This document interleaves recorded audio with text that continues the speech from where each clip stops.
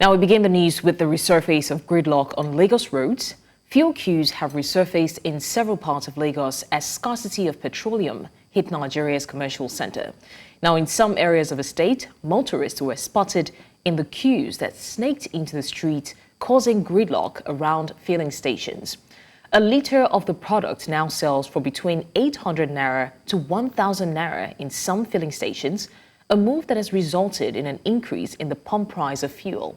Now, some filling stations are not selling the product, while black marketers have taken advantage of the situation to do brisk business. However, the federal government, through the Nigerian Midstream and Downstream Petroleum Regulatory Authority, threatened to withdraw licenses of filling stations hoarding fuel.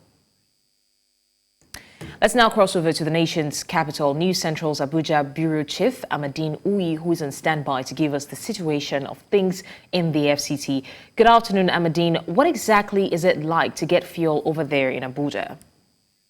Queues in several filling stations within the federal capital. And you stated very clearly about black marketers making bricks business.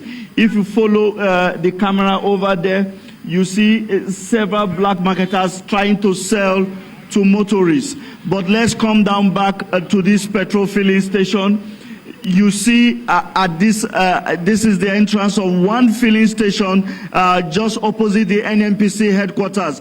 And you see there's a long queue behind, and you see officials and staff of the filling station are trying their best to ensure that there's some sort of sanity here. But we earlier spoke to some drivers. They've been here for hours, and a lot of them are visibly upset that they cannot have access to the product, and they are not hearing any word from officials. All right, Amadine, we understand that in places like Maiduguri, for example, there are no queues like this and the product is readily available. So what could be the causative factor, especially in the FCT? Is it a situation of hoarding? Is it a situation of a breach in transportation or the movement of the product to the fuel stations? Situation here is that the NNPC tried to speak earlier, sometime last week, saying they have enough product.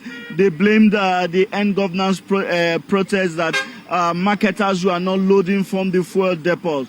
But the question many people are asking is that it's 9 days after the end governance protest, and the product is still scarce. There are still long queues.